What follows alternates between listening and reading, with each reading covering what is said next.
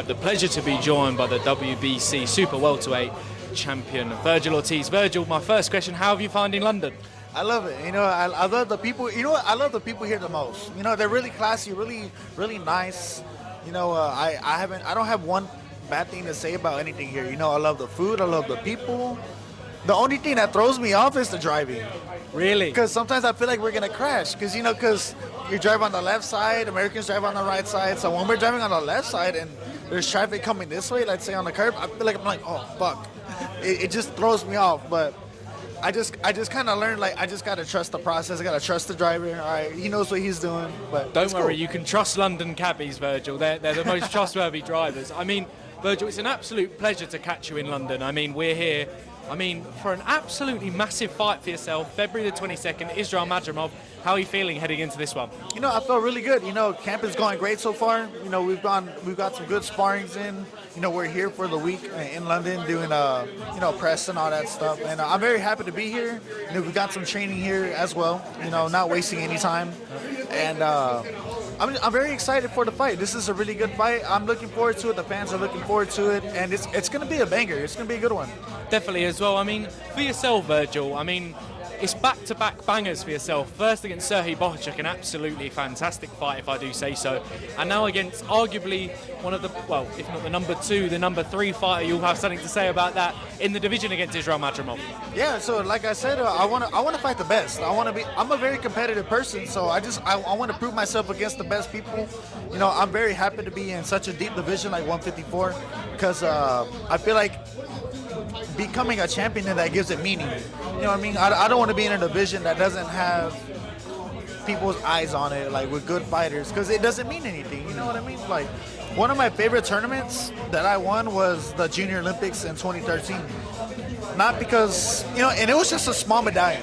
I had big belts from like world championships like ringside and the national silver gloves, but my favorite trophy that I won was a small medal, and that was because I fought 3 hard guys back to back to back, and I beat them all. So it's the opponents that give it meaning. Definitely as well. It's like you said, it's a very exciting time, and it's a very exciting division as well. It's almost like you could all do like a round robin and all fighting each other, but you're the one starting that, fighting Bohachuk and Madrimov back to back to back.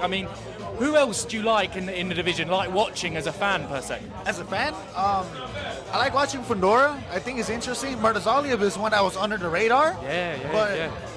He after his win over Tim Tszyu, it put him on the radar. So I like to see that fight. And Tim Tszyu as well. Tim's a good fighter. He's had 2 losses back to back, but that doesn't take anything away from him as a fighter, as a champion. Charles is a good one too. I think he's a really good fighter. There's so many at 154. That's the thing. I can't just choose just one, but there's a few of them. For sure as well. I was just talking to your trainer, Robert Garcia, there, and obviously there was a long period of time where there was a lot of medical issues around yourself. You were out the ring for a long time. How did it feel to get back into the ring and back doing what you love after a bit of a torrid time for yourself, as fair to say? Yeah, so it felt really great, and I felt like a breath of relief. Because when I wasn't fighting and all that stuff was happening, I wasn't sure if I was going to fight again. Like, am I okay? Those thoughts go through my mind. Am I going to have to retire? Am I going to have to think of a plan B, a plan C? But, I'm kind of glad it happened in a way because it kind of put it in perspective. Like, after boxing isn't going to last forever. So after boxing, I had to fall back on something. So I had started going back to school. I took some classes, took math. It really woke me up. I had to do something else. So that was one of the positive things that happened out of that. But we're good now. Definitely. Can I just say, Vergil, it's an absolute pleasure to have you back in the division, and it's not only back in the division but also back healthy as well, my friend. So it's grateful to be back as well. Obviously, your trainer, Robert Garcia, Ring Magazine Fighter of the Year. How did it feel to kind of share that accolade with him at the red carpet the other night? It was awesome, actually. I had no doubt in my mind that he was going to win. We're sitting right next to him. My dad's reporting him because we know that he's going to win. He works. He's a very hard worker. Very hard. He loves all his fighters. That's the thing. He treats all of us with respect. He treats us like we're family.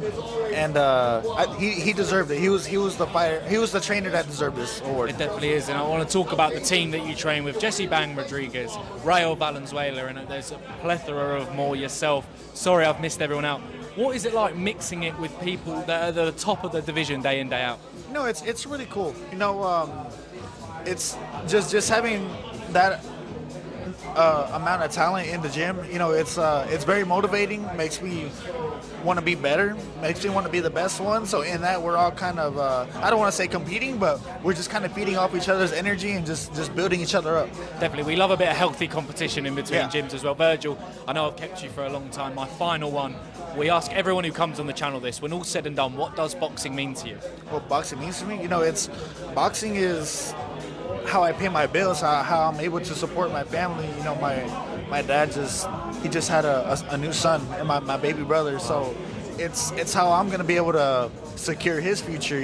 Whether it's in boxing or send him to college. Just a good place to live. So it's boxing is that's what it means to me. It's I'm more than happy to bust my ass off so they can live good. So that's what it means to me. Definitely. Congratulations to your family on that news, and thank you very much for your time. Best of luck February the 22nd.